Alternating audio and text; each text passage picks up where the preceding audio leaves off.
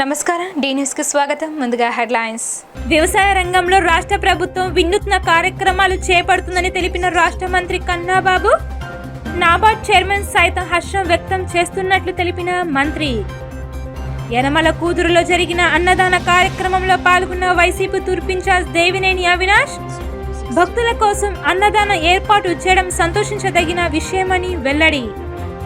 బ్రాహ్మణ కార్పొరేషన్ కార్యాలయాన్ని కలెక్టరేట్ భవనంగా మార్చవద్దని కోరిన ఆంధ్రప్రదేశ్ బ్రాహ్మణ సేవా సంఘ సమాఖ్య నేతలు. ఈ ఆలోచన విరమించుకోవాలని డిమాండ్. వ్యవసాయ రంగంలో ఏపీ ప్రభుత్వం వినూత్నమైన కార్యక్రమాలు చేస్తున్నారని నాబార్డ్ చైర్మన్ ప్రశంసించినట్లు వ్యవసాయ శాఖ మంత్రి కురసాల కన్నాబాబు తెలిపారు. గత ఏడాది కంటే నాబార్డ్ సహకారం ఇప్పుడు మరింతగా ఉంటుందన్నారు. వైఎస్ఆర్సీపీ కేంద్ర కార్యాలయంలో మంత్రి కన్నాబాబు మీడియాతో మాట్లాడుతూ కేంద్ర వ్యవసాయ కార్యదర్శి కూడా ఏపీ ప్రభుత్వం చేపడుతున్న అనేక అంశాలను ప్రస్తావించారని జిఆర్ చింతల అన్నారు. గత ఏడాది కంటే నాబార్డ్ సహకారం మరింతగా ఉంటుందని ఆయన చెప్పారు. సహకార బ్యాంకుల సేవలను కూడా ఆర్బీకేలకు అనుసంధానం చేయమని సీఎం జగన్ చెప్పారు. 16,000 కోట్లతో ప్రతి గ్రామంలో వ్యవసాయ మౌలిక సదుపాయాలు కల్పిస్తామన్నారు.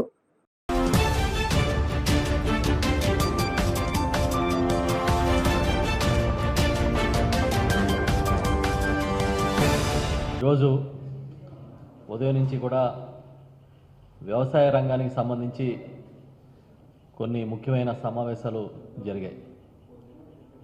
ఉదయం నబార్డ్ స్టేట్ ఫోకస్ పేపర్ని గౌరవ ముఖ్యమంత్రి జగన్మోహన్ రెడ్డి గారు గౌరవ నబార్డ్ చైర్మన్ గోవిందరాజులు గారుతో కలిసి దాన్ని ఓపెన్ చేయడం జరిగింది.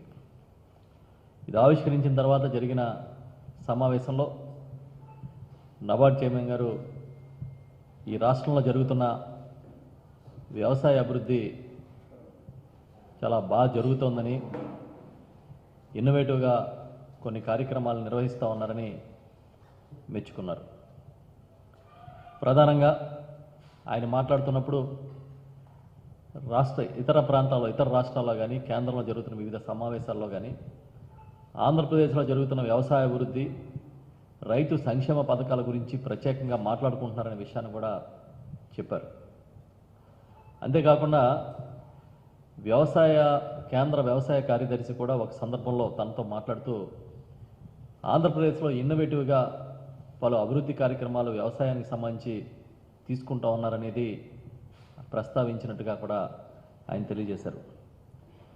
అంతేకాకుండా ఈ రాష్ట్రంలో వ్యవసాయ అభివృద్ధికి, వ్యవసాయ అనుబంధ రంగాల అభివృద్ధికి తప్పకుండా నాబార్డు సహకరిస్తుందని, గత సంవత్సరం కన్నా సహకార రుణాలని పెంచుతామని ఆయన చెప్పడం జరిగింది. యనమల కుదురులోని శ్రీ రామలింగేశ్వర స్వామి దేవాలయంలో రాఘవరపు సాంబశివరావు సోదరుల ఆధ్వర్యంలో 10,000 మంది భక్తులకు అన్న వితరణ చేశారు.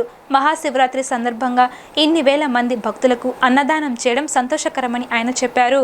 యనమల కూదురులో జరిగిన అన్నదాన కార్యక్రమంలో వైసీపీ తూర్పు ఇన్ఛార్జ్ దేవినేని అవినాష్ పాల్గొన్నారు. ఈ సందర్భంగా ఆయన మాట్లాడుతూ శివరాత్రి సందర్భంగా ఆలయానికి వచ్చే భక్తులను దృష్టిలో ఉంచుకొని అన్నదానం చేయడం సంతోషంగా ఉందన్నారు. ప్రబల ఊరేగింపుకు ఈ ఆలయం ఎంతో ప్రసిద్ధి అని చెప్పారు. 10,000 మందికి అన్నదానం ఏర్పాటు చేసిన సాంబశివరావు సోదరులను ఆయన అభినందించారు.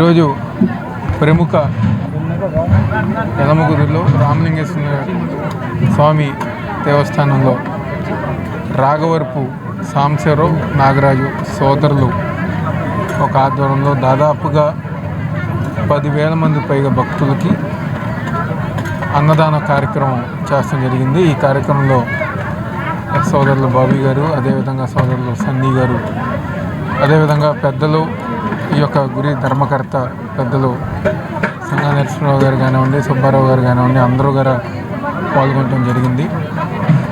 గత 2 రోజులుగా ఏదైతే శివరాత్రి మహోత్సవం సందర్భంగా వేలాది మంది భక్తులు ఈ యొక్క దేవుని దర్శనం చేసుకోవటమే కాదు, యలమకుదురులో ప్రభ మహోత్సవంలో ఎంతోమంది వేలాది మంది భక్తులు పాల్గొంటాం.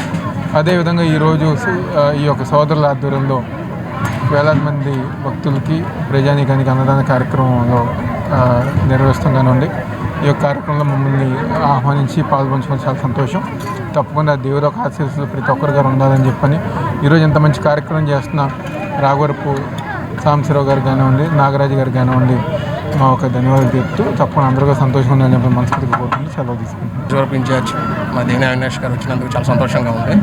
వాళ్ళ మిత్రులైన బాబీ గారి ఆధ్వర్యంలో రాఘవరపు నాగరాజు గారు, రాఘవరపు సాంబశివరావు గారు చేసిన కార్యక్రమానికి చాలామంది భక్తులు 2 రోజుల నుంచి ఈ శివరాత్రి అంతా పాల్గొంటుంది. వాళ్ళ ఆఖరి రోజు వసంతోత్సవానికి ఇంత గ్రాండ్గా ఆర్గనైజ్ చేయడం చాలా సంతోషంగా ఉంది. బ్రాహ్మణ కార్పొరేషన్ భవనంలో కలెక్టరేట్ ఏర్పాటు ప్రతిపాదనను వెంటనే విరమించుకోవాలని ఆంధ్రప్రదేశ్ బ్రాహ్మణ సేవా సంఘ సమైక్య రాష్ట్ర అధ్యక్షుడు సత్యవాడ దుర్గాప్రసాద్ డిమాండ్ చేశారు. బ్రాహ్మణ కార్పొరేషన్ నిధులతో నిర్మించిన భవనాన్ని కార్పొరేషన్ కార్యకలాపాల కోసమే వినియోగించుకోవాలని కోరారు.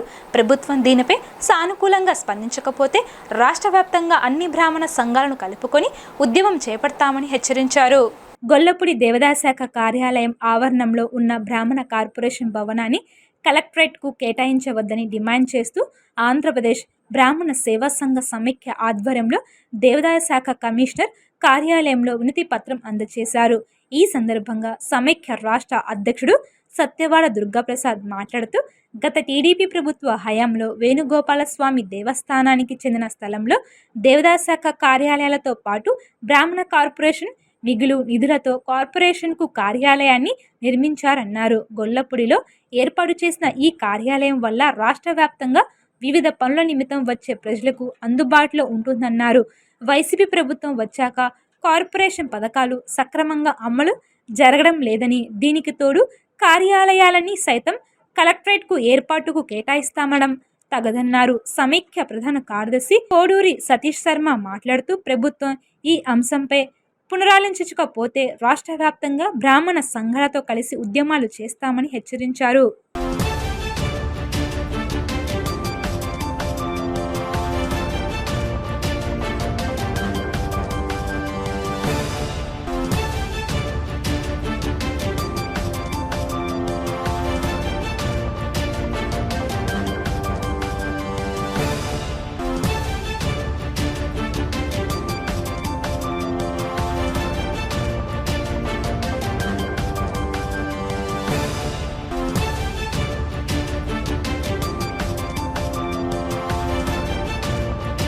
ఈరోజు ఆంధ్రప్రదేశ్ బ్రాహ్మణ కార్పొరేషన్ భవనాన్ని ఆ రోజుల్లో కొన్నటువంటి గొల్లపూడిలో ఉన్నటువంటి వేణుగోపాల స్వామి ఆలయానికి సంబంధించిన ఈ బిల్డింగు ఇక్కడ దేవాదాయ శాఖ కడుతున్నప్పుడు బ్రాహ్మణ కార్పొరేషన్కి సంబంధించినటువంటి బిల్డింగ్ ఒకటి ఇక్కడ కన్స్ట్రక్షన్ చేయాలనే ఉద్దేశంతో ఆ రోజు కేవలం బ్రాహ్మణ కార్పొరేషన్ నిధుల్లోంచి ఒక్క పైసా కూడా బయట నిధులు లేకుండా కేవలం బ్రాహ్మణ కార్పొరేషన్ నిధులతో కట్టినటువంటి బిల్డింగ్ బ్రాహ్మణ కార్పొరేషన్ భవనం.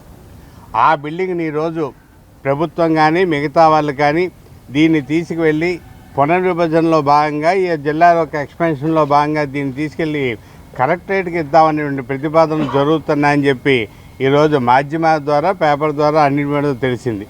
ఇది చాలా గొప్ప దుర్మార్గమైన విషయం.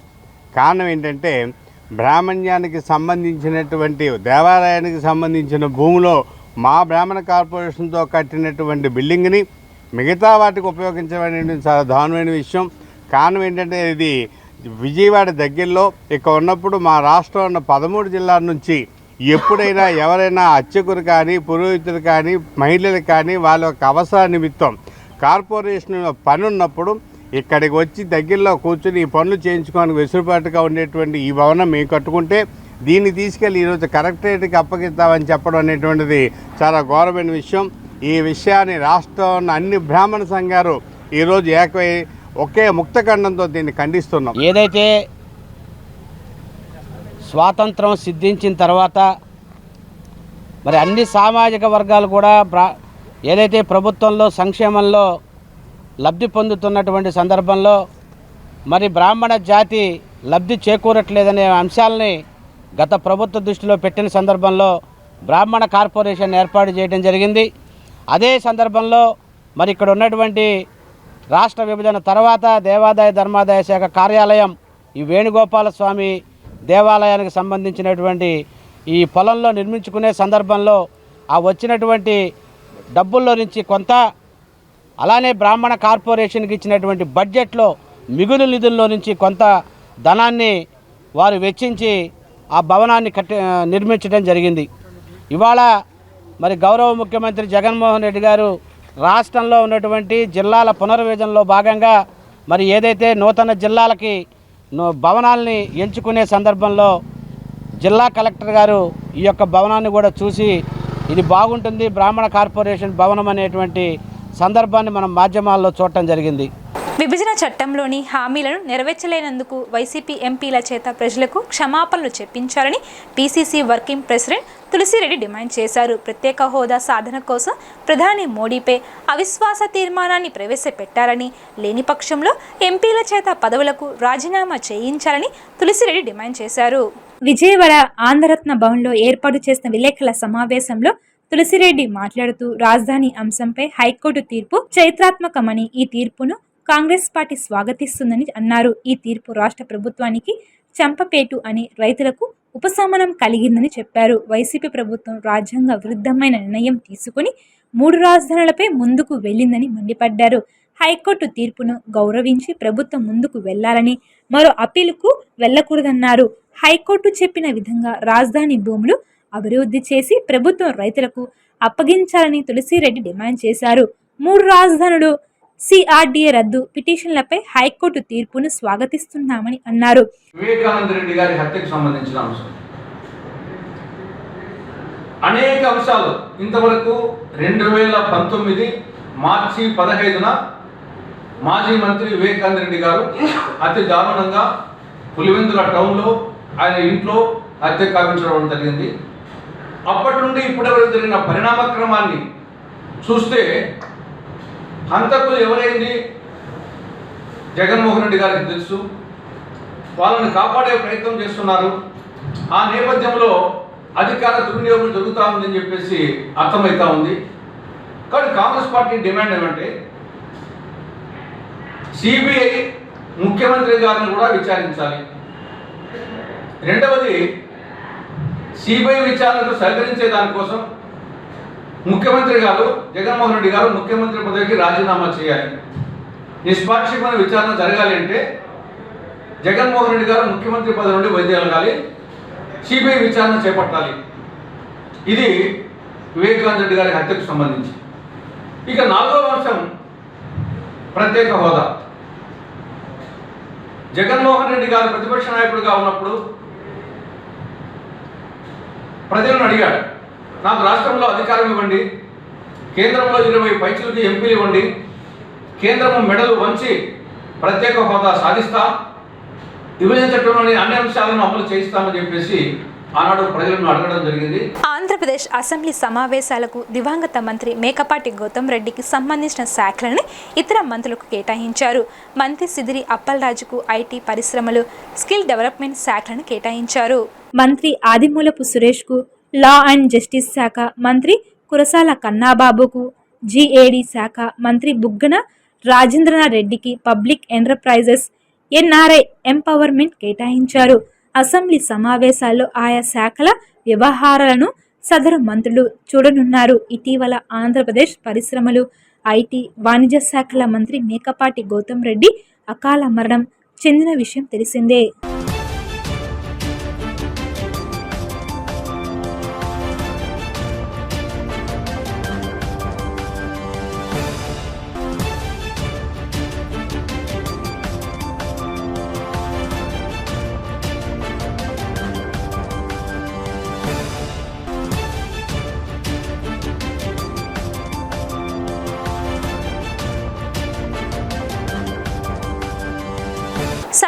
నడిపే మూవీని ప్రేక్షకులు ఆదరించాలని ఆ మూవీ హీరో ప్రదీప్ కిరణ్ కోరారు. ట్రైలర్కి ప్రేక్షకుల నుంచి మంచి ఆదరణ దక్కుతున్నందుకు ఆనందంగా ఉందని, సినిమా త్వరలోనే విడుదల కానున్నట్లు ఆయన చెప్పారు. సదానను నడిపే సినిమా ట్రైలర్ హిట్ కావడంతో మూవీ ప్రొడ్యూసర్ లంకా కరుణాకర్ ఆధ్వర్యంలో సంబరాలు చేసుకున్నారు. ఈ సందర్భంగా హీరోతో కేక్ కట్ చేపించి అభిమానుల మధ్య బాణసంచ కాల్చారు. అనంతరం నిర్మాత లంకా కరుణాకర్ మాట్లాడుతూ తన కొడుకు సినిమా హీరో అయినటువంటి ప్రదీప్ కిరణ్ నటించిన సినిమాను ఆదరించాలని కోరారు. టాలెంట్ ఉన్న నటులను తెలుగు ప్రేక్షకులు ఆదరిస్తారని కోరుకున్నట్లు చెప్పారు. ట్రైలర్కి అభిమానుల నుంచి మంచి స్పందన వస్తున్నట్లు చెప్పారు. అనంతరం హీరో ప్రదీప్ కిరణ్ మాట్లాడుతూ ట్రైలర్ విడుదల అయినప్పటి నుంచి రోజురోజుకు వ్యూవర్స్ పెరుగుతున్నారని చెప్పారు. ఇప్పటికే 2 మిలియన్స్ పైగా ఈ వీడియోను చూడడం ఆనందంగా ఉందన్నారు. త్వరలో విడుదల కానున్న ఈ సినిమాని ప్రజలందరూ ఆదరించాలని మనస్ఫూర్తిగా కోరుకున్నట్లు చెప్పారు.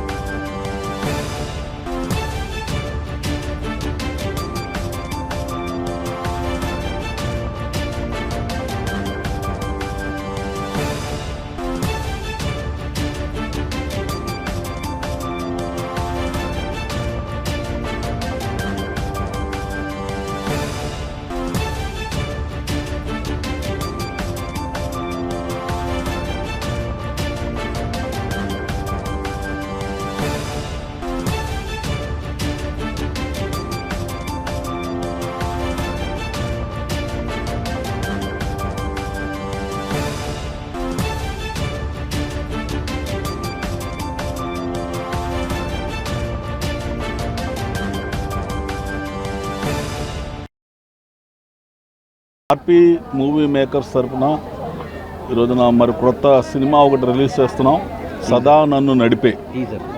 ఈ టీజర్ రిలీజ్ చేయటం వలన ఈ యొక్క ఆంధ్రప్రదేశ్, తెలంగాణ, ఇంకా ఈ ఇండియా మొత్తం కూడా చాలా గొప్ప పేరు వచ్చింది. ఆల్రెడీ 1.5 మిలియన్ వ్యూవర్స్ కూడా వచ్చారు. ఇంకా ఇష్టపడిన వాళ్ళు కూడా లక్షల్లోనే ఉన్నారు. కనుక ఈ యొక్క సందర్భాన్ని పురస్కరించుకొని మేమందరం కూడా ఈ యొక్క టీజర్ 1.5 సెలబ్రేషన్స్ చేస్తూ ఉన్నాం. మీరందరూ కూడా ఈ సినిమాను చూసి ఆదరించి, యంగ్ బాయ్ తనే డైరెక్టరు, తనే హీరో, తనే ఆర్ఆర్ చేసి అనేకమైన ఫీల్డ్లో కూడా తను ఉండి చేశాడు. ఇది చాలా ప్రాముఖ్యమైనటువంటి విషయం. ఇంతవరకు ఫీల్డ్లో ఇన్ని క్రాఫ్ట్లో చేయగలిగినటువంటి వాళ్ళు ఎవరు లేరు. నా కొడుకుగా నేను చాలా గర్విస్తున్నాను. కానీ తను ఇంకా పైకి రావాలి, పైకి ఎదగవలసిన పరిస్థితి ఉంది. కనుక మీ అందరి సహకారం కావాలి, మీడియా సహకారం కావాలి, అదేవిధంగా ప్రేక్షకుల సహకారం కావాలి. కనుక మిమ్మల్ని అందరినీ కూడా మీరు సహకరించి దీన్ని ఎక్కువ మందికి చేరేలాగా చేయాలని, అదేవిధంగా మీరందరూ కూడా ఎక్కువ మంది టీవీలలో వీటిలన్నింటిలో కూడా చక్కగా పబ్లిసిటీ చేయాలని చెప్పి నేను కోరుతున్నాను. సదానంద్ నడిపే ఫిల్మ్ యాక్టర్ అండ్ డైరెక్టర్ అండి. So it's a very blessing thing. మా teaser 2 days back honourable home minister గారి ద్వారా నెక్స్ట్ తలసాని శ్రీనివాస్ యాదవ్ గారు ఇద్దరు లాంచ్ చేశారు. అండ్ చాలా హెవీ కాంపిటీషన్ మధ్య ఒక టీజర్ లాంచ్ చేసాం. ఒకవైపు రాధేశ్యామ్ ట్రైలర్ రిలీజ్ అవుతా, ఇంకా వేరే చాలా పెద్ద పెద్ద సినిమాలు రిలీజ్ అవుతున్న టైంలో టీజర్ రిలీజ్ చేసాం. అది ఎలా వెళ్తుందో లేదో కూడా మేము డౌట్గానే ఉన్నాం. ప్రెస్ మీట్లో కూడా నేను అదే చెప్పాను, వెళ్తుందో లేదో కూడా నాకు ఐడియా లేదు, కానీ రిస్క్ చేసి చేస్తున్నామని. అలాంటిది టీజర్ మేము ఎక్స్పెక్ట్ చేయాల 1 మిలియన్ వెళ్ళింది, ఇప్పుడు 1.5 మిలియన్ వెళ్ళింది, ఇప్పుడు 2 మిలియన్కి దగ్గరలో ఉంది. Teaser has got a very good response. అందరూ బాగుంది అని చాలా మంచి పాజిటివ్ ఫీడ్బ్యాక్ ఇస్తున్నారు. And I'm happy. నేను హైదరాబాద్లో లాంచ్ అయిపోయిన తర్వాత ఐ వాజ్ వెయిటింగ్ అనమాట, అసలు విజయవాడలో చేయలేకపోయాము అని. సో ఇక్కడికి విజయవాడ రాగానే ఇదిగోండి మా కుర్రోళ్ళందరూ ఇక్కడికి వచ్చి ఇది ఒక చిన్న సక్సెస్ సెలబ్రేషన్లా చేయటం I'm feeling really happy. And Vijayawada నుంచి వస్తున్నాను. సో మీరందరూ సపోర్ట్ చేస్తారని నేను కోరుకుంటున్నాను. ప్లీజ్ అందరూ సదానంద్ నడిపే టీజర్ చూడండి. నా పేరు ప్రతీక్ ప్రేమ్కరణ్, నన్ను మర్చిపోమాకండి. Thank you. మూవీ ఎలా ఉంటుంది చెప్పు. It's a complete love story అండి. బేసికల్లీ మనకి ఒక రాజారాణి, ఒక గీతాంజలి, ఒక ప్రేమించుకుందాంరా, ఈ స్టైల్ ఆఫ్ ప్యాటర్న్లో ఆ కథకి మనకి ఏం సంబంధం లేదు. But it's a pure love story with all commercial elements, proper fights, action, romance, everything చాలా కరెక్ట్గా ఉంటుంది. మీరు టీజర్ చూస్తే మీకు ఇంకొంచెం ఐడియా వస్తుంది. సమాజంలో జర్నలిస్టుల పాత్ర కీలకమైందని సెంట్రల్ ఎమ్మెల్యే మల్లాది విష్ణు అన్నారు. గాంధీనగర్లోని ఐఎంఏ హాల్లో జర్నలిస్ట్ మిత్రుల సంక్షేమ సంఘం ఆధ్వర్యంలో డైరీని ఆయన ఆవిష్కరించారు. ఈ కార్యక్రమంలో ముఖ్య అతిథిగా సెంట్రల్ ఎమ్మెల్యే మల్లాది విష్ణు పాల్గొన్నారు. ఈ సందర్భంగా ఆయన మాట్లాడుతూ పరిశోధనాత్మకమైన జర్నలిజం అవసరమని అభిప్రాయపడ్డారు. జర్నలిస్టుల సంక్షేమానికి ప్రభుత్వం కట్టుబడి ఉందన్నారు. జర్నలిస్టులకు అవసరమైన సహాయం చేసేందుకు ఇళ్ల స్థలాలు రాని వారు ఒక మెమరాండం సమర్పిస్తే ఇళ్ల స్థలాలు ఇప్పించేందుకు సిద్ధమని అన్నారు. కోవిడ్ బారిన పడి మృతి చెందిన విలేకరుల కుటుంబాలకు ఆదుకునేందుకు జర్నలిస్ట్ మిత్రుల ప్రయత్నం అభినందనీయమన్నారు. అనంతరం విజయవాడ నగర మేయరు రాయన భాగ్యలక్ష్మి మాట్లాడుతూ సమాజ శ్రేయస్సును కాంక్షించే జర్నలిస్టులు కరోనా బారిన పడి మృతి చెందడం విచారకరమని అన్నారు. జర్నలిస్టులకు ఏ అవసరం వచ్చినా ఆదుకునేందుకు విజయవాడ ఛాంబర్ ఆఫ్ కామర్స్ సిద్ధంగా ఉందన్నారు. కృష్ణా జిల్లా హోల్సేల్ డ్రగ్ ట్రేడ్ అసోసియేషన్ ప్రధాన కార్యదర్శి కొండపల్లి బుజ్జి మాట్లాడుతూ జర్నలిస్ట్ కుటుంబాలకి, జర్నలిస్టులకు మందులు అందించేందుకు సిద్ధమని అన్నారు. 19వ డివిజన్ కార్పొరేటర్ రహానా నాహిద్ జర్నలిస్టు మిత్రులకు శుభాకాంక్షలు అందజేశారు. అనంతరం జర్నలిస్టు మిత్రుల సంక్షేమ సంఘం అధ్యక్షులు ఏవివి శ్రీనివాసరావు మాట్లాడుతూ జర్నలిస్టులు సమస్యలు పరిష్కరించేందుకు ముందుకు వచ్చిన సెంట్రల్ నియోజకవర్గ ఎమ్మెల్యే మల్లాది విష్ణుకి, నగర మేయర్ రాయన భాగ్యలక్ష్మికి, కొనకళ్ళ విద్యాధర్రావుకు, కొండపల్లి బుజ్జికి, రహానా నాహిద్కు సహాయ సహకారాన్ని అందించినందుకు ఛాంబర్ ఆఫ్ కామర్స్ సభ్యులకు, న్యూస్ టీవీ సిఈఓ లక్ష్మణ్కు కృతజ్ఞతలు తెలిపారు. ఈ కార్యక్రమంలో దిశ డైరీని ఆవిష్కరించడం విశేషం. దిశ డైరీని వార్తాప్రభ ఎడిటర్ శ్రీరామ్ యాదవ్, కొనగళ్ళ విద్యాధర్రావు, కొండపల్లి బుజ్జి ఆవిష్కరించారు. అనంతరం కోవిడ్తో మృతి చెందిన కుటుంబాలకు మేయర్ భాగ్యలక్ష్మి చేతుల మీదుగా ఆర్థిక సహాయం జరిగింది.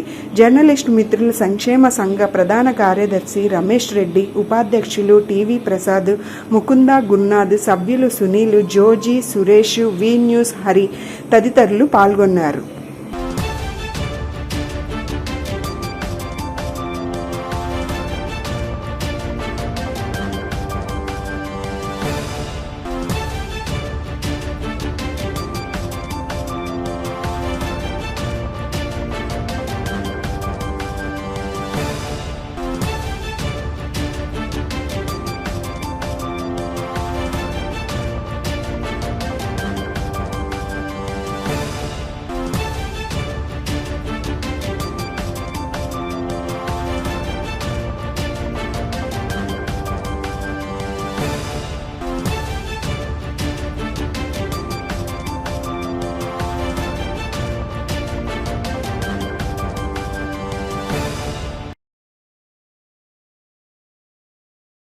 ఇక్కడ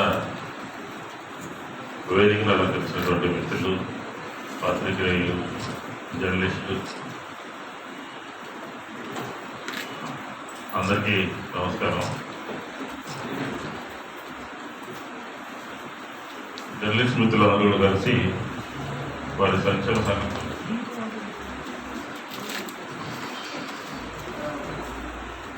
ఈరోజు డైరీని ఆవిష్కరించడం జరిగింది. చాలా సంతోషం. సమాజంలో జర్నలిస్టుల పాత్ర కీలకం అని చెప్పని మనం 100% చెప్పాల్సినటువంటి అవసరం. ఎందుకంటే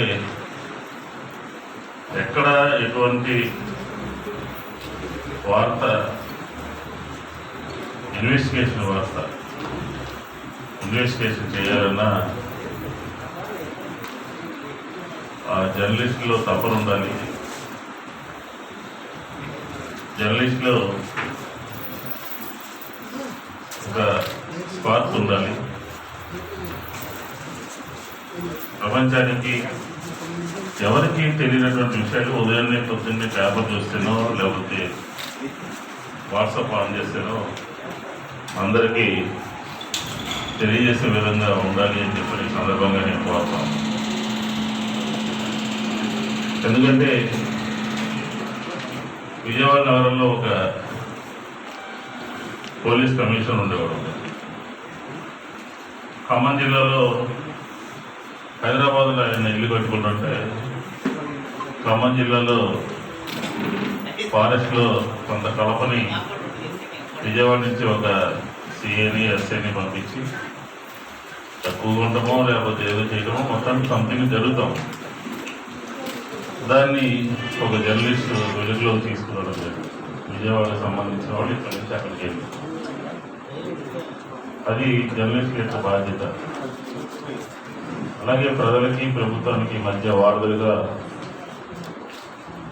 జర్నలిస్టులు కూడా ఉంటారు. ఎందుకంటే సమస్యలన్నీ అందరికీ రాజకీయ నాయకులు కానీ ప్రభుత్వానికి కానీ అధికారులకు కానీ తెలియదు.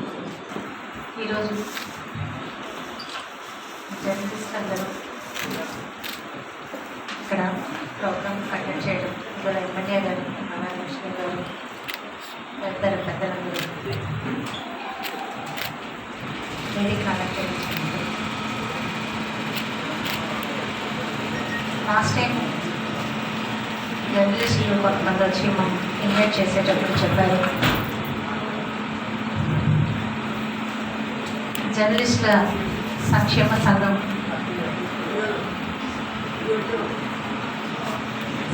సంఘంని ఏర్పాటు చేస్తున్నాము. కరోనా టైంలో చాలామంది జర్నలిస్టులు కరోనా బారిన పడి మృతి చెందడం జరిగింది.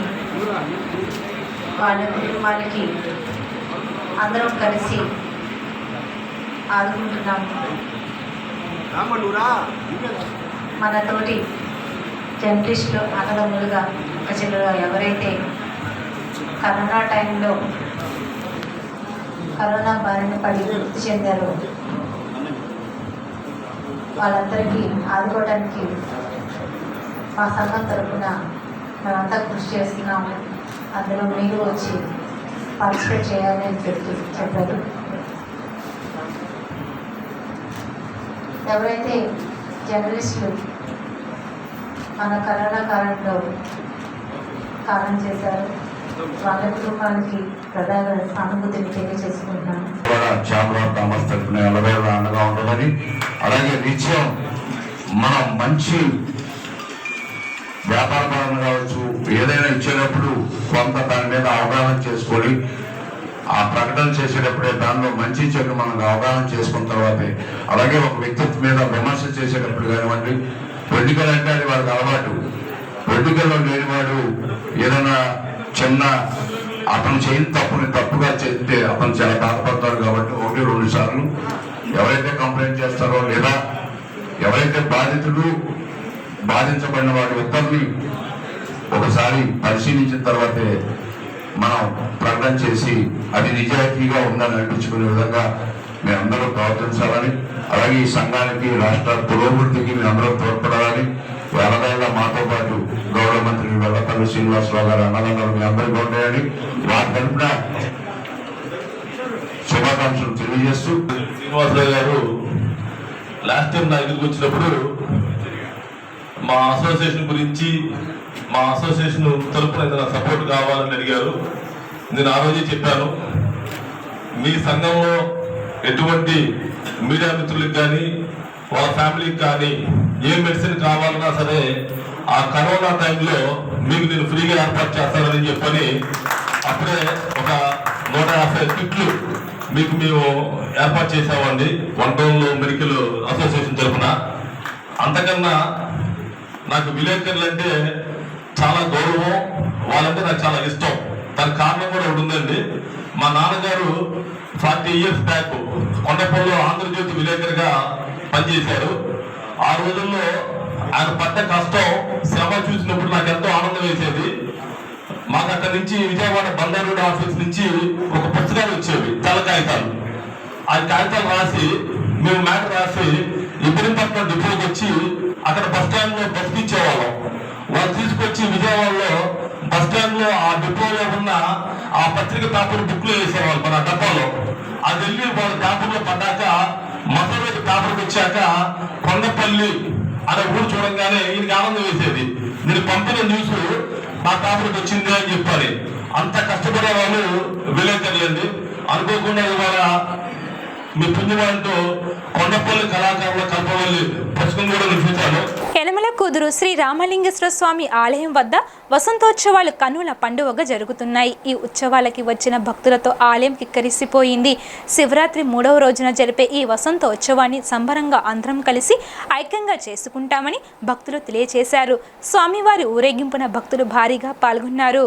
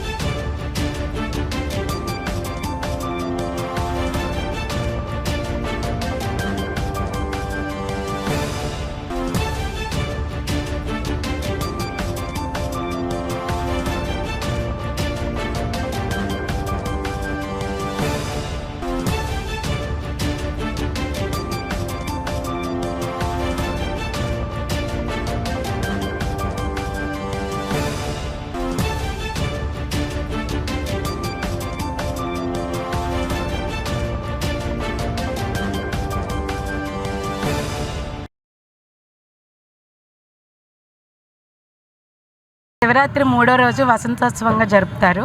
ప్రతి సంవత్సరం ఇట్లా వసంతోత్సవం చాలా కన్నుల విందుగా చాలా ఆడంబరంగా చాలా బాగా జరుపుతారు. ఊరు మొత్తం ఏకమయ్యి ఈ వసంతోత్సవాన్ని సంబరంగా జరుపుకుంటాం. అందరూ సంతోషంగా ఆనందంగా చిన్నపిల్లల దగ్గర నుంచి పెద్దవాళ్ళ వరకు ఆడవాళ్ళు మగవాళ్ళు పిల్లలు పెద్దలు ముసలోళ్ళు అందరూ కలిపి ఈ సంబరాన్ని జరుపుకుంటాము. అందరూ ఆనందంతో రంగులు జల్లుకుంటూ కోలాహలంగా ఆడుకుంటూ స్వామివారిని ఊరేగిస్తూ పల్లకి మోస్తూ జరుపుకుంటాము.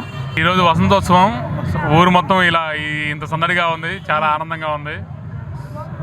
గ్రామ ప్రజలకి వచ్చిన భక్తులకి అందరికీ పేరు పేరున ధన్యవాదాలు. ఊళ్ళో పెద్దలకి అమ్మవారి ఈ అవకాశం ఇచ్చినందుకు చాలా ధన్యవాదాలండి. ఈ ఊర్లో పెద్దలకు కానీ పొందులు గారికి కానీ అందరికీ పేరు పేరున వచ్చిన భక్తులకి పేరు పేరున అందరికీ ధన్యవాదాలు. దేశానికి స్వాతంత్రం వచ్చి 76 సంవత్సరాలు పూర్తవుతున్న సందర్భంగా ఒకేసారి 3 గిన్నిస్ బుక్ రికార్డులకి ప్రణాళిక చేసినట్లు, దీనికి సంబంధించి అధికారుల నుంచి అన్ని అనుమతులు తెచ్చుకున్నా ఎవరు సహకరించడం లేదన్నారు. అనేక రాష్ట్రాలు తిరిగి అందరినీ భాగస్వామ్యం చేయాలని చూస్తున్న ప్రభుత్వం దృష్టికి ఈ విషయం వెళ్లడం లేదన్నారు.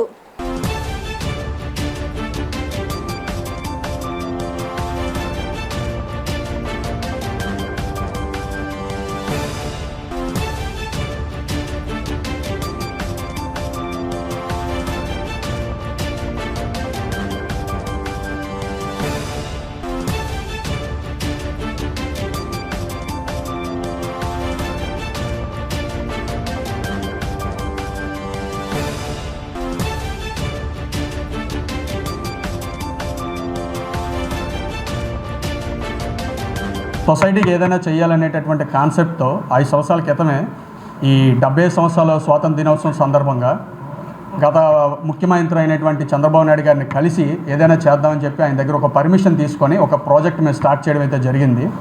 ఆ ప్రాజెక్ట్ విషయంలో గతంలో ఉన్నటువంటి విశాఖకి ప్రాతినిధ్యం వహించినటువంటి మంత్రి గారి చుట్టూ పదే తిరిగి అన్ని పర్మిషన్లు తెచ్చుకున్నా సరే మేము కనీసం దానికి సంబంధించినటువంటి ఫౌండేషన్ స్టోన్ శంకుస్థాపన కూడా చేయలేని పరిస్థితి. అయితే గవర్నమెంట్ మారిపోయిన తర్వాత ఈ కొత్త గవర్నమెంట్లో మళ్ళీ దాన్ని కింద నుంచి స్టార్ట్ చేయడం జరిగింది. సో గతంలో మేము సజ్జల రామకృష్ణారెడ్డి గారిని కూడా కలవడం జరిగింది. ఆయన దానికి సంబంధించి స్పందించిన తర్వాత ఏం చెప్పారంటే, మీరు విశాఖపట్నం నుండి వచ్చారు కాబట్టి విశాఖకి ప్రాతినిధ్యం వహిస్తున్నటువంటి విజయసాయిరెడ్డి గారిని కలవండి అని చెప్పారు. ఆయన్ని కలిసే క్రమంలో ఆయనకు ఒక మెయిల్ కూడా పెట్టడం జరిగింది. ఆ మెయిల్ పెట్టిన తర్వాత ఏంటంటే ఆయన ఇమ్మీడియట్గా స్పందించి వెంటనే వాళ్ళ పిఏ నెంబర్ ఒకటి ఇచ్చారు కలవమని. అయితే ఆ పిఏకి కాంటాక్ట్ చేస్తే ఆయన ఎప్పుడూ కూడా పాజిటివ్గా రెస్పాండ్ అవ్వలేదు. సార్ ఉండరు, ఒకరోజు సార్ ఉన్నారని తెలుసుకుని ఆయన గెస్ట్ హౌస్కి వెళ్తే కనీసం కలవనివ్వలేదు. సాయంత్రం వరకు వెయిట్ చేస్తానన్నా సరే ఉండనివ్వలేదు. ఆ తర్వాత ఇంకా కాంటాక్ట్ అవ్వాలి. ఆయన ఆఫీస్ చుట్టూ 10 సార్లు తిరిగాం. అలాగే విశాఖపట్నంలో ఒక నియోజకవర్గంలో ఉండేటటువంటి ఇన్ఛార్జ్ ఎవరైతే ఉన్నారో ఆయన అడిగితే నేను సార్ని కల్పిస్తానని అన్నారు. 7-8 సార్లు ఆయన కలిసినా సరే ఫలితం లేకపోయింది. విజయసాయిరెడ్డి గారిని సంవత్సరంన్నర నుంచి ట్రై చేస్తున్నా, కలవలేకపోతున్నాం. ఇది మా పరిస్థితి. ఈ విషయాన్ని మేము సీఎం గారి దృష్టికి తీసుకెళ్ళాలి అనేసి మా కాన్సెప్ట్. అయితే యాక్చువల్గా ఏంటంటే పైసా ఆశించకుండా మా సొంత డబ్బులు ఖర్చు పెట్టుకొని గత 5 సంవత్సరాలుగా మేము కష్టపడ్డాం. ఇది ఇప్పటివరకు నేను దాదాపుగా 38 లక్షల రూపాయలు ఖర్చు పెట్టాను. ఈ విషయంలో అప్పులు చేశాను, నా ఆస్తులు కూడా అమ్మేశాం. ఆల్మోస్ట్ మా మదర్ ఒంటి మీద ఉన్నటువంటి బంగారం మొత్తం నేను బ్యాంకులో పెట్టి దీని మీద ఖర్చు పెట్టా. బయట నుంచి అప్పులు తెచ్చా, ఫ్రెండ్స్ దగ్గర నుంచి వాళ్ళ దగ్గర చేశా. యాక్చువల్గా ఇలాంటి కార్యక్రమం ఇంతవరకు ఇండియాలో ఎక్కడా జరగలేదు. 100% నేను షూర్గా చెప్తున్నాను. అమరావతి రాజధానిపై హైకోర్టు ఇచ్చిన తీర్పును బీజేపీ స్వాగతిస్తుందని బీజేపీ జాతీయ కార్యదర్శి పురంధేశ్వరి తెలిపారు. అమరావతి రాజధానికి బీజేపీ కట్టుబడి ఉందన్నారు. అమరావతి రాజధానిగా 1,000 కోట్ల రూపాయలని కేంద్రం కేటాయించిందన్నారు. బీజేపీ పదాధికారులు జిల్లా ఇన్ఛార్జీల సమావేశం సీతారాంపురంలోని పార్టీ రాష్ట్ర కార్యాలయంలో నిర్వహించారు. ఈ సమావేశంలో పార్టీ జాతీయ కార్యదర్శి దగ్గుపాటి పురంధేశ్వరి మాట్లాడుతూ తమ పార్టీ అమరావతి రాజధానికి కట్టుబడి ఉందని స్పష్టం చేశారు. రాష్ట్ర ప్రభుత్వం రాజధాని భూములను తాకట్టు పెట్టుకుంటుందని విమర్శించారు. కోర్టు దానికి వ్యతిరేకంగా తీర్పు ఇవ్వడాన్ని స్వాగతిస్తున్నామని పురంధేశ్వరి అన్నారు. అనుసరించి రైతులకు భూములను అభివృద్ధి పరిచే అప్పగించాలని ఆమె డిమాండ్ చేశారు. ఎంపీ సుజనా చౌదరి మాట్లాడుతూ బీజేపీ బలోపేతం కోసం అందరూ ఐక్యంగా పనిచేయాలన్నారు. రాష్ట్ర ప్రభుత్వం చేస్తున్న తప్పులు మోసాలను ప్రజలకు వివరించాలన్నారు. ఏపీలో ఓటింగ్ శాతం పెంచుకునేలా కృషి చేయాలన్నారు. నియంతృత్వ దుర్మార్గమైన పాలనకు చరమగీతం పాడాలని పిలుపునిచ్చారు. పార్టీ రాష్ట్ర అధ్యక్షులు సోము వీర్రాజు మాట్లాడుతూ కేంద్రం ఏపీపై ప్రత్యేక దృష్టి పెట్టి అభివృద్ధి చేస్తుందన్నారు. కేంద్రం ఇచ్చిన నిధులు, చేసిన అభివృద్ధి సంక్షేమ పథకాలను ప్రజల్లోకి తీసుకువెళ్లాల్సిన అవసరం ఎంతైనా ఉందన్నారు. రాష్ట్రంలో పరిణామాలకు గత ప్రస్తుత ప్రభుత్వ విధానాలే కారణమని ఆయన ఆరోపించారు. సమావేశంలో అఖిల భారత సహా సంఘటనా కార్యదర్శి శివప్రకాష్, ఎమ్మెల్సీ వాకాటి నారాయణ రెడ్డి, రాష్ట్ర సహా సంఘటనా కార్యదర్శి సునీల్ దేవర్, జాతీయ కార్యవర్గ సభ్యులు, మాజీ మంత్రి కన్నా లక్ష్మీనారాయణ, శాసన మండలి సభ్యులు పివిఎన్ మాధవ్ తదితరులు పాల్గొన్నారు. ఈరోజు ఆంధ్రప్రదేశ్కి చాలా శుభదినం. పర్టికులర్గా అమరావతి రైతులకి చాలా శుభదినం. హైకోర్టు వారు దీర్ఘకాలంగా దాన్ని చర్చించి వాదోపవాదాలు విని చక్కటి తీర్పు ఇవ్వడం జరిగింది. మన అదృష్టం భారత రాజ్యాంగం ప్రకారం మన న్యాయ వ్యవస్థలు ఇంత పటిష్టంగా ఉండటం మూలాన అంటే న్యాయం గెలిచింది ఈ రోజున, అందులో అనుమానమే లేదు. రాష్ట్ర ప్రభుత్వాలు కేవలం ఎమ్మెల్యేలు ఒక్కోసారి ప్రజలు కూడా తప్పుగా ఎన్నుకోవడం జరుగుతున్న కారణం మూలాన వచ్చి ఇష్టానుసారం అతలాకుతం చేస్తామంటే కుదరదు అనేది మన 4వ స్తంభం అయిన న్యాయ వ్యవస్థ కరెక్ట్ చేసింది. చాలా సంతోషం. అలా హైకోర్టు ఇచ్చినటువంటి జడ్జిమెంట్ని భారతీయ జనతా పార్టీ స్వాగతిస్తుంది. అమరావతికి సంబంధించి మొదటి నుండి కూడా భారతీయ జనతా పార్టీ అమరావతి రాజధాని అనేటువంటి అంశానికి కట్టుబడి ఉన్నది. అమరావతిని రాజధానిగా భావించినటువంటి నేపథ్యంలోనే కేంద్ర ప్రభుత్వం కూడా 1,000 కోట్ల నిధులు అమరావతి కేటాయించినటువంటి సంగతి ప్రజలందరూ గమనిస్తున్నారు అని చెప్పి మేము భావిస్తున్నాం. ఇంతకుముందు తెలుగుదేశం పార్టీ అధికారంలో ఉన్నటువంటి సందర్భంలో 2,500 కోట్ల రూపాయలు అమరావతి కోసం ఇవ్వడం జరిగింది. అంటే 1,500 కోట్ల అమరావతి డెవలప్మెంట్కి 1,000 కోట్లేమో విజయవాడ గుంటూరుకి సంబంధించినటువంటి డ్రైనేజ్ సిస్టమ్ కావచ్చు, ఇట్లా ఇతర మౌలిక సదుపాయాలు కావచ్చు, వాటి అభివృద్ధికి కేటాయించడం జరిగింది. కనుక అది మాత్రమే కాకుండా అమరావతి చుట్టూ బాహ్య వలయం road ORR outer ring road ఏదైతే ఉందో దానికోసం అని చెప్పి గడ్కరీ గారు 20,000 కోట్లకు కూడా కేటాయించడం జరిగింది. అదేవిధంగా అనంతపురం నుండి అమరావతి వరకు కూడా 29,000 కోట్ల రూపాయలని కేంద్ర ప్రభుత్వం కేటాయించడం జరిగింది. ఇవన్నీ కూడా అమరావతి రాజధాని అని విశ్వసించినటువంటి సందర్భంలోనే కేటాయింపులు చేయడం జరిగింది. అది మాత్రమే కాకుండా ఇప్పుడు చూసినట్లయితే సెంట్రల్ గవర్నమెంట్కి సంబంధించినటువంటి సంస్థ కూడా ఇవాళ ఇక్కడ తన బిల్డింగ్ కావచ్చు, ఎస్టాబ్లిష్మెంట్ కావచ్చు కట్టుకునేటువంటి పరిస్థితి వాళ్ళు మనం చూస్తున్నాం. నగరపాలక సంస్థ బడ్జెట్ సమావేశాల నిబంధనలకు విరుద్ధంగా జరుగుతున్నాయని TDP floor leader Nelibandla Balaswamy అన్నారు. బడ్జెట్ అంచనాలు వేయడంతో మేయర్ పాలకపక్షం విఫలం చెందిందని ఆరోపించారు. టీడీపీ ఫ్లోర్ లీడర్ కార్యాలయంలో ఏర్పాటు చేసిన విలేకరుల సమావేశంలో ఆయన మాట్లాడుతూ 2021-22 బడ్జెట్నే అంకెలు మార్చి 2022-23 బడ్జెట్ అంచనాలకు వేసి స్టాండింగ్ కమిటీలో పెట్టడానికి చూస్తున్నారని, దీనిని టీడీపీ పూర్తిగా వ్యతిరేకిస్తుందన్నారు. బడ్జెట్ అంచనాలు వేయడంలో మేయర్ పాలకపక్షం విఫలం చెందిందని ఆరోపించారు. హడావుడిగా బడ్జెట్ ప్రవేశపెట్టడం సరికాదన్నారు.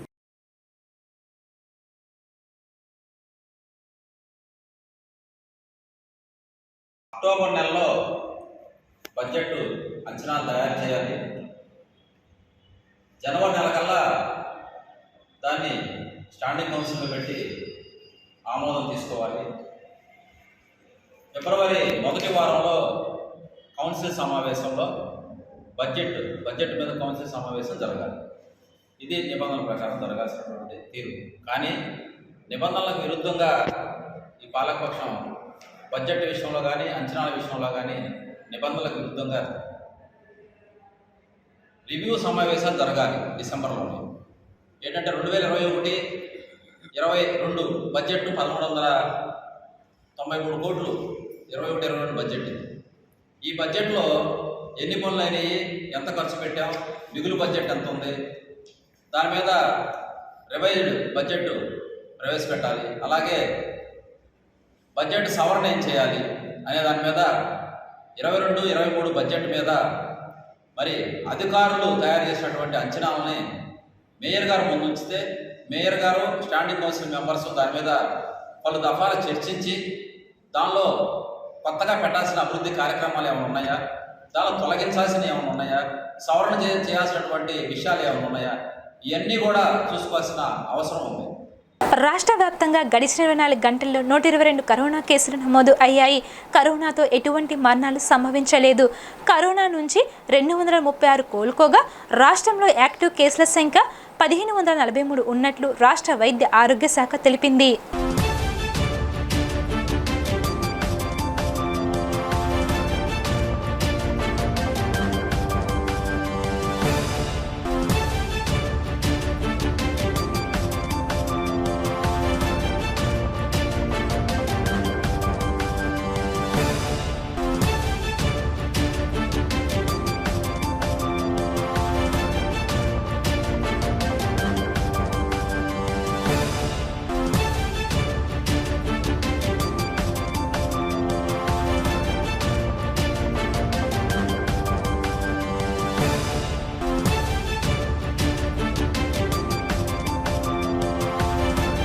వార్తలు ముగించే ముందు హెడ్లైన్స్ మరోసారి. వ్యవసాయ రంగంలో రాష్ట్ర ప్రభుత్వం వినూత్న కార్యక్రమాలు చేపడుతుందని తెలిపిన రాష్ట్ర మంత్రి కన్నాబాబు.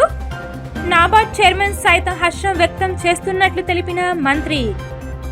యనమల కూదురులో జరిగిన అన్నదాన కార్యక్రమంలో పాల్గొన్న వైసీపీ తూర్పు ఇన్ఛార్జ్ దేవినేని అవినాష్. భక్తుల కోసం అన్నదాన ఏర్పాటు చేయడం సంతోషించదగిన విషయమని వెల్లడి.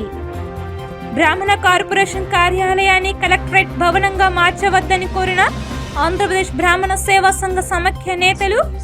ఈ ఆలోచన విరమించుకోవాలని డిమాండ్. ఇవి ఇప్పటి వరకున్న updates. Keep watching the news.